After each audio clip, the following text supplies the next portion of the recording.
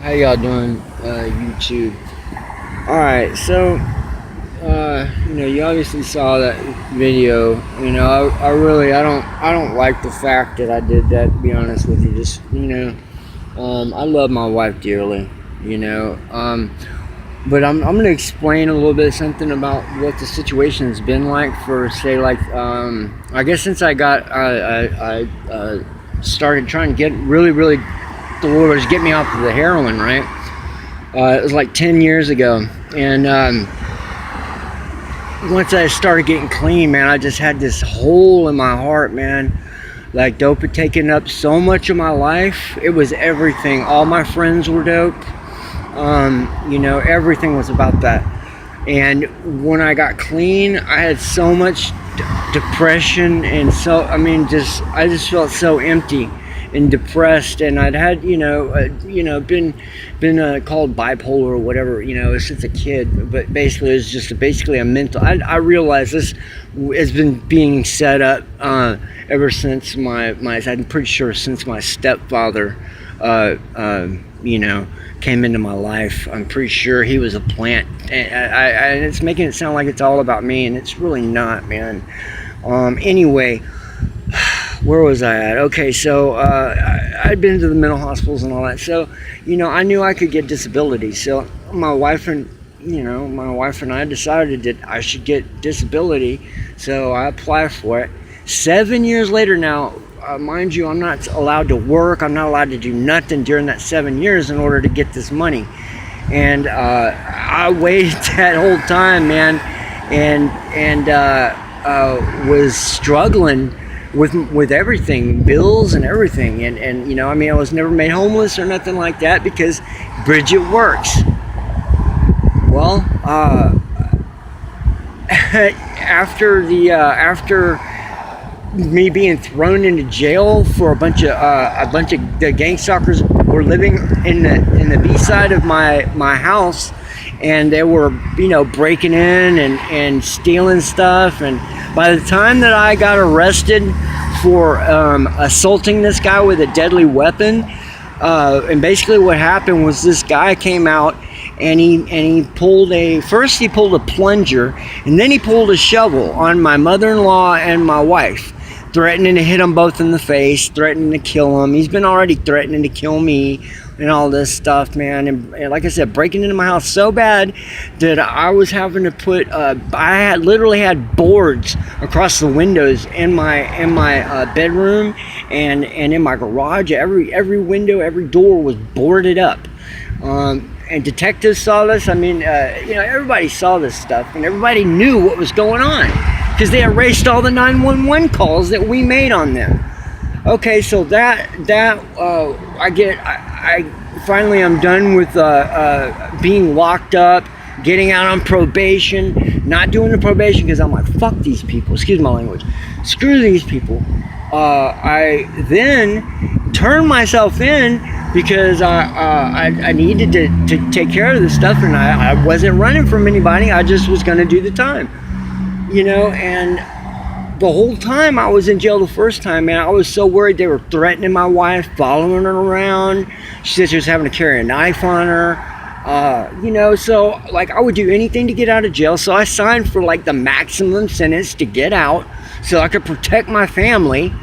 And, a year later, I'm going back to jail again to get the sentence. And during that time, they completely squashed my disability and made it to where I wasn't gonna get anything after 7 years of waiting. I had tons of stuff on there that qualified me medically, But what I really needed was Jesus Christ. I had no idea that's what I needed in my life.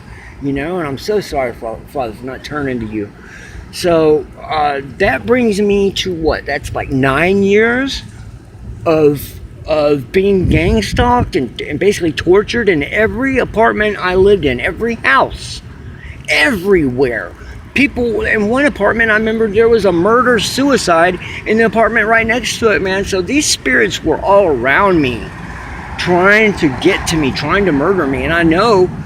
See, the thing is, man, I'm pretty sure this all comes from her mom. her mom might have had her sexually abused and ritually abused, which I'm almost positive of this, because her family left New York, and like they left their house, they left everything. He was a Freemason, and obviously things went south for him, and maybe he found out what they were doing to children and all that. Maybe it was time to step up the law, and he didn't want to do it, and he had to leave, and he had to come to Texas, all the way from New York, and hide. They were hiding here, and basically what I know is that her mother, like they don't need to. They were gang stalking him. His mother was her perp, so his wife was his perp. Her mother. So, go figure. It runs in the family, man. And see, I don't blame my wife. I'm not gossiping. I love her dearly. And I want her saved, but she's got to do that herself. That's just the thing. So, anyway, basically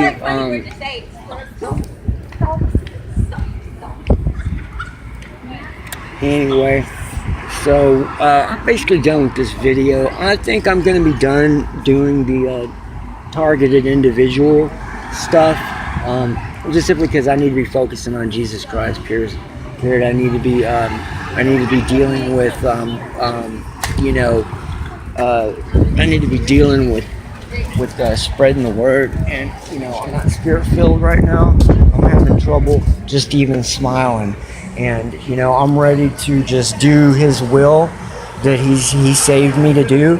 So in case you don't know this, I fell 90 feet onto concrete. I have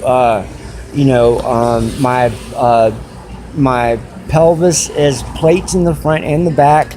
I have my knee right here. There's a big scar. I don't know if you can see that or not. That's a replaced knee. My shins, I have these things on my ankles are completely shattered, both of them.